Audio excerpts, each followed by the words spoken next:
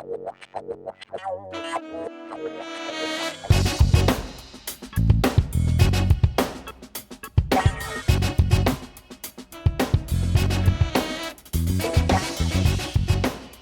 everybody, welcome to the Fed Trend Show. Our guest this week is Megan Dotson. She's the CEO and founder of Mega Creative. As a marketing expert, I've worked with her in the past to support digital media, digital marketing, specifically in government contracting and small businesses. So she's a great asset and a real expert in her field. Hope you enjoy the interview. Or that a logo is not a brand. So it's that one touch point of a brand, but it is not the entire thing in it of itself.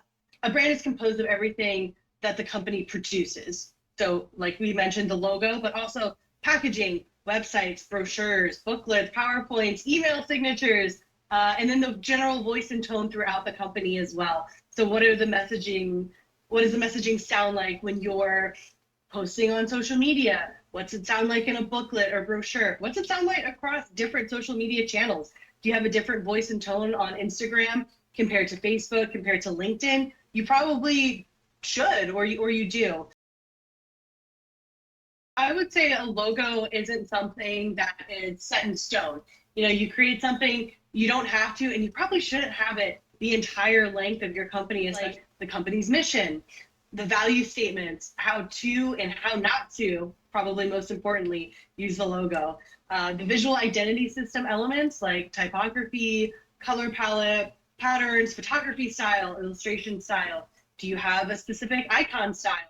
And then your voice and tone for copywriting is another great thing to include in that brand guide, just so you have that consistent voice throughout all of your touch points.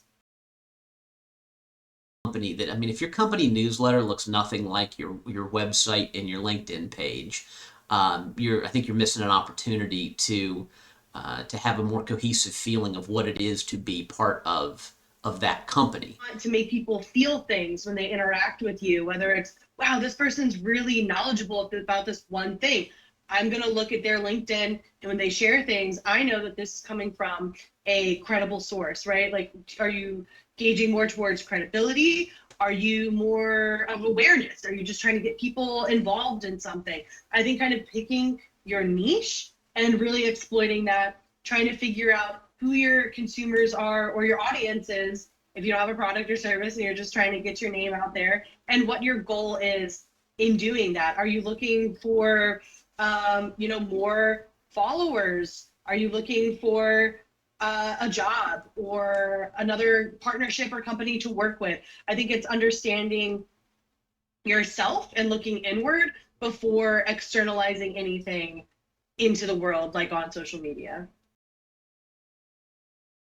Especially for a professional services company, a LinkedIn presence, that's where somebody is going to look. When you offer them a job, that's what they're going to go look for. Because they're going to look at your website, but they're going to go to LinkedIn to see what the company really feels like. And if what they see is one post from 3.5 years ago, it feels kind of troubling. It feels kind of like, you know, when you show up to a hotel and the swimming pool's empty and you kind of like, maybe this is not exactly the place we want to stay. I think the big gap that I think companies don't take advantage of is that level 2, where that, like you're saying, even if it's just sharing somebody else's post that is in the same domain that you operate in, that idea of thought leadership, if you can create content that's going to drive people to your digital presence that then hopefully translates to business for you, that's great, but that's also usually pretty hard to do from everybody's already busy and you probably don't have extra people on staff that can go out and just write articles that are going to be compelling. But the bar for just resharing something that is relevant to your ecosystem is a pretty low level of effort. Be consistent with your posting. Find a rhythm. It doesn't have to be 1,000 things a week. It can be one thing a week, even if that's a share. So just having a plan, being consistent, and trying to leverage the platform to work for you.